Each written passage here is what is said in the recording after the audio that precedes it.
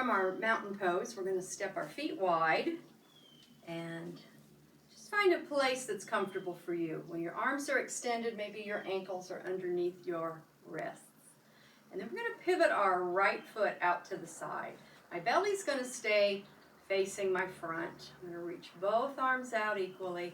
And then I'm going to let my right knee just bend over my toes. And when I look down, I can see my big toe in front of my knee. So we don't want to let that knee get way forward, just tracking right over the toes. So this is our warrior two position. It's a nice hip opener. We're going to reach both ways, looking over the front fingers. Be sure your shoulders are staying over your hips and you're not reaching forward this way just yet. So we want to feel a little bit of that reach going to the back. Relaxing the shoulders, just kind of settling in. Feeling the strength of this pose. Then we're going to flip the right palm. We're going to bring the left hand down to the thigh and we're going to reach that arm up, keeping the front knee bent into Exalted Warrior. Nice stretch for the front side of the body. And as we come out of that, we're going to reach, float right back into our warrior two.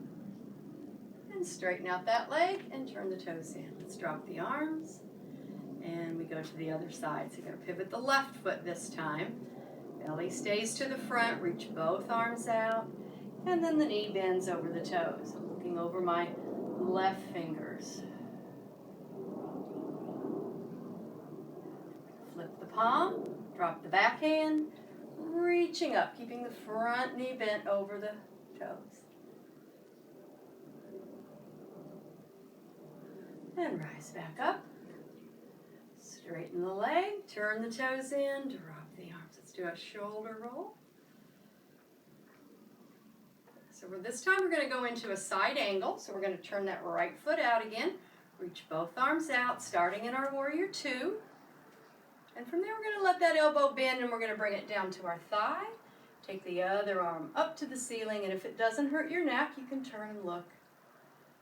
Trying to take the chest up toward the sky.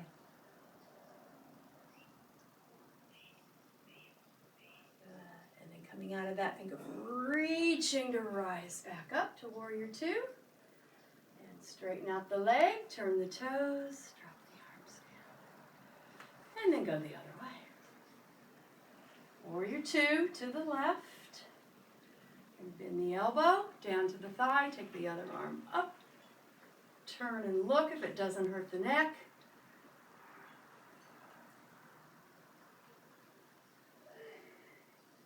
And then reaching that top hand to rise back up. Straighten out the leg. Turn the toes in. Good. Roll the shoulders. And then finally, we're going to come into triangle pose. So I have a block placed behind my pinky toe, kind of between my knee and my foot. So we're going to reach both hands out, and we're going to let our left hip rock back toward the opposite direction. I want to think of reaching out as long as I can. And when I absolutely cannot reach any farther, I can bring my hand down to my shin, or I can use that block that I've placed there. So I'm going to use the block. And then I want to think of opening up. So I want to reach that arm up to the ceiling, turn my chest, turn my head, and feel that nice length through the side body.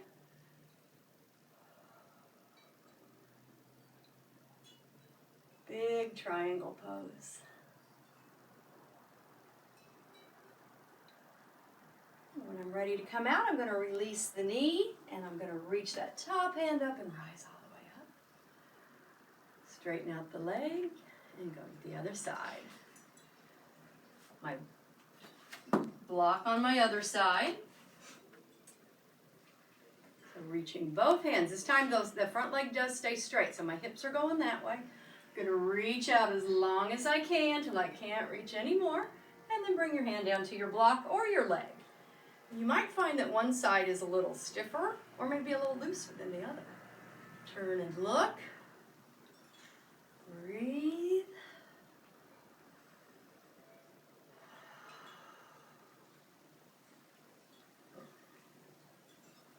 you're ready to release, you're going to bend the knee, reach up, rise up, turn the foot in, and roll your shoulders. And then you can kind of toe heel your feet back together.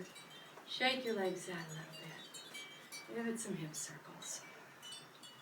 Just kind of releasing everything. And finish in your mountain pose.